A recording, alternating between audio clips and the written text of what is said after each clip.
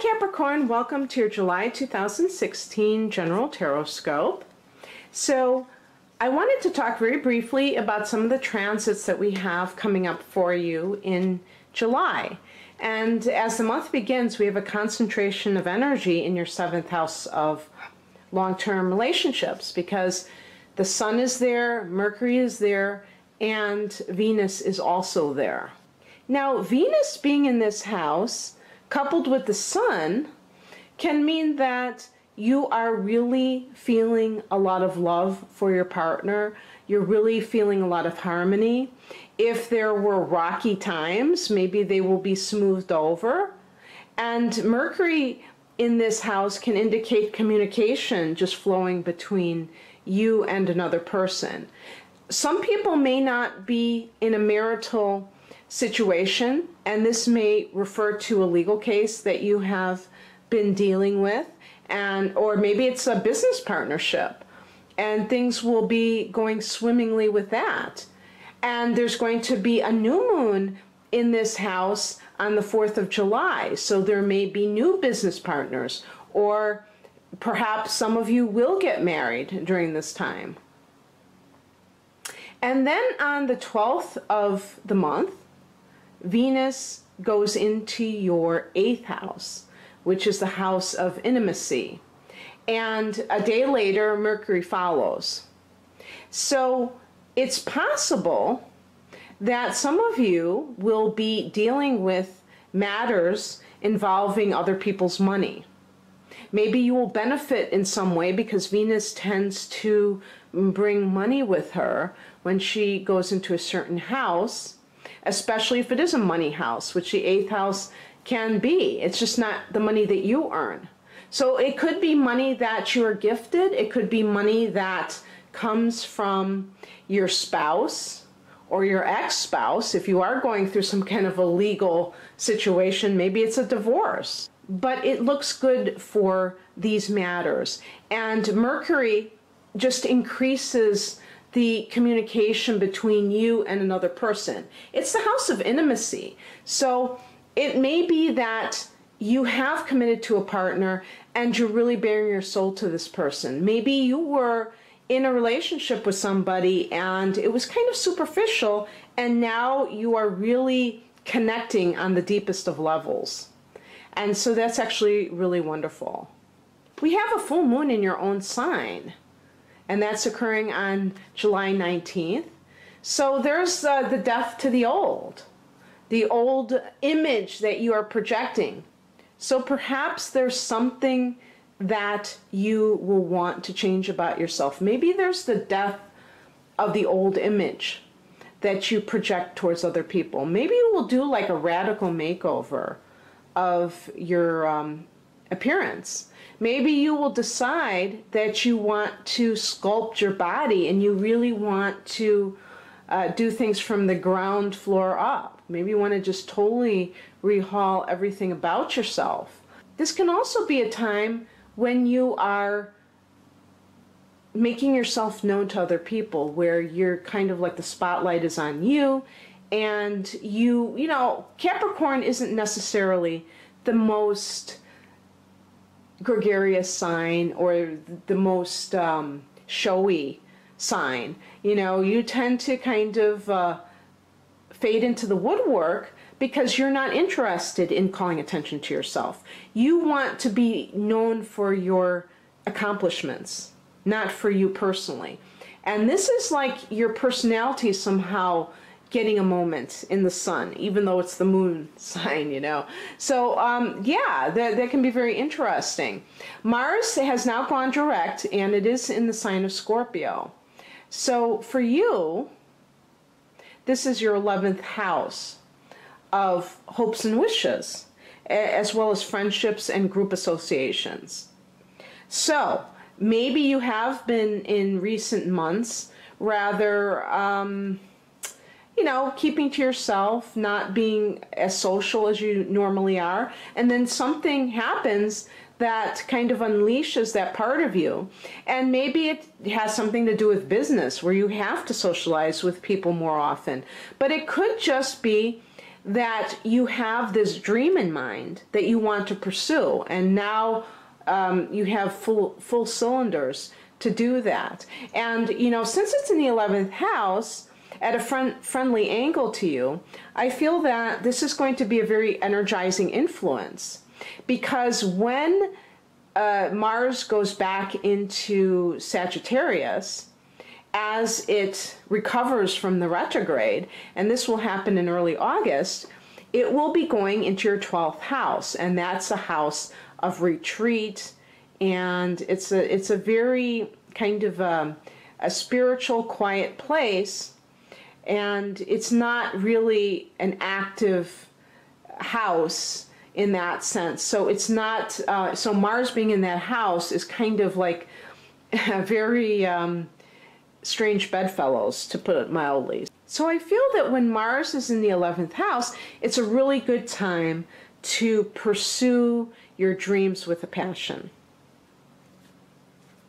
Your ruler, Saturn, is currently retrograding, and it's in Sagittarius. It's in that 12th house. So you may have felt a sense of I don't know, restriction in terms of just your general emotional nature. You may have kind of felt this influence. I feel like if you are really serious about your spiritual life, you can kind of override any of those less than positive effects of having Saturn in the 12th house, because you know what? It's a great energy to discipline you for a spiritual practice that can really help you in many ways, Capricorn. And I think I did some kind of a survey once, and there were more gurus, I'm talking about in terms of yoga, that I knew, especially the well-known ones that were under the sign of Capricorn, than any other sign. So even though you're an earth sign and you rule the 10th house of career, it's actually, I feel like it's actually very much suitable for Capricorns to be on a spiritual path and to have, because you have a lot of discipline, and I think that helps immensely. And having Saturn in this 12th house can just, really give you an extra boost of discipline. And I believe it goes direct in August. But regardless of whether it's retrograding or direct, I feel that, the influence of Saturn can help you to kind of, maybe in the review cycle during the retrograde period, to just review exactly what it is that you want to accomplish. And if you are not somebody who considers yourself spiritual, it can just be a time for you to reflect on that. And maybe, especially in August, when you have Mars and then Saturn going direct, it may be a time when things are more successfully implemented, and this can be very helpful for your spiritual life. Okay, so I've been shuffling the cards. I'm going to start putting them out right now. Oh, wow. As I said to another sign, I can't get away from these love readings sometimes.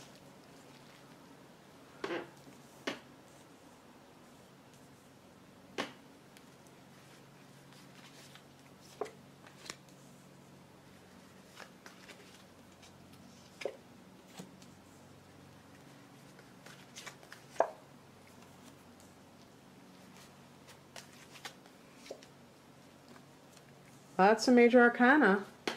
Wow. Let me see if I can pull this back a little bit. Okay. The overall energy is the Ace of Cups. So, new beginnings in love for the overall energy of July. Again, what did I say? I said 7th house. That there's a lot of, highlighting of that sector regarding marriage. Now, maybe this has nothing to do with your marriage. Maybe you have decided to get divorced and this is somebody else. that is in the picture. I did pick a card from the recent past, and I get the Lover's card, which I connect with the overall energy of the Ace of Cups.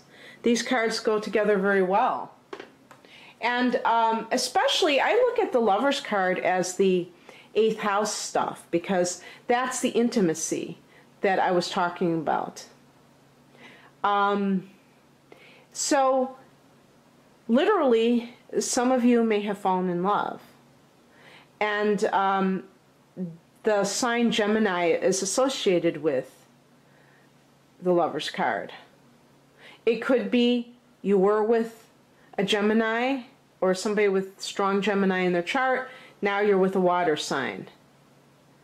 Cancer, Scorpio, Pisces. For those of you that are dealing with employment, it could be that you were connected to someone. Maybe you had a partner in a company or some kind of, job that you were at, and now you're doing something, you're launching something yourself, and it's a heart-centered business. And they call the heart-centered businesses, I suppose you could say just about anything is a heart-centered business, but in particular, it would be something where either you're doing something spiritual, like, something that I'm doing, or maybe making jewelry, where you're putting your soul into it. It's not just, okay, I'm doing this task and I'm getting the money for it, and the money is the sole purpose of whatever it is I'm doing. Because those people who are artisans, who are craftspeople, or who are doing these kinds of readings like I'm doing, yes, we may charge for our services, but there is something beyond that. There's something, we're connecting to other people spiritually. We're connecting hearts. And that is different than some other places that you may have worked, where it's like you're just a cog in the wheel. And so this may be something that you have decided to do on your own. And the higher perspective is the Emperor card. So for people for whom this is a love situation, you may have been driven away from somebody because of their rigid mindset. It can relate to somebody who is in the military. So there may have been some kind of distance between you because they were stationed somewhere else. And so what I feel like, if it's one of those types of situations, because whenever I mention the military or a police officer or something like that, people tell me that, this is happening for them. So apparently this isn't as uncommon as you might think. But if, let's say you were with a person who is in the military and they were stationed somewhere far away, and maybe you fell in love with someone else, or you had an affair. Maybe the Lover's card is you having a physical intimacy with that person. Well, it's not just an affair, it turned into love. And the thing about the military situation, which is horrible, it is sad when people are separated by war or by some kind of assignment, and when the person comes back, his or her spouse has taken off with somebody else. It is sad. But I feel sometimes that the attitude of the person who has gone away sometimes can really be a big factor in it as well. Because, if you are the kind of person who cannot be flexible in your thinking, then you will tend to have this scenario play out much more commonly than, it might otherwise be. In other words, the way you treat other people is the best way to find out whether or not your relationship will last. So even if you're off to war, sometimes the relationship wasn't good to begin with. And I know a lot of people feel guilty that they had an affair when their partner was away. And they might really beat themselves up over it. But if you really reflect on the relationship, there's a good chance that it wasn't really happening anyway. And that doesn't mean I'm excusing infidelity at all, but it happens whether I like it or not. And, you know, none of us own other people. That's why people get married, because they think then they have this document that proves ownership. And it doesn't work that way. And that's one of the reasons why I've never gotten married, because I don't feel that it matters. I know I'm talking to Capricorns, and you guys, by and large, may recoil at that statement, but that's how I feel, because I remember one time I was talking to this woman, and she, you know, I was telling her how I was, you know, living with my partner, and she said, but aren't you afraid he's going to leave? And I looked at her like she was crazy, because how does getting married, you know, protect you from your partner leaving? It doesn't. But that is the unconscious motivation a lot of people have. They think it will make them safe from abandonment. And if you want to get married because it means something to you symbolically or religiously or what have you, that's fine. But if you think that it's going to spread, you know, fairy dust on your relationship, then that's where you and I will have major differences, because I think that that is very, you know, deluded thinking, to put it mildly. But that, I went way off on a tangent, didn't I? In any case, that's what I'm talking about. So I'm saying that, you know, the Emperor represents somebody who is very controlling. And that may have led to the person getting away from that relationship, being turned off emotionally first, and then the physical thing happened, which is represented by the Lover's card. But there is this sense of a new love coming out of the situation. So even if you have felt oppressed, that seems to be going by the wayside. So that's actually good news.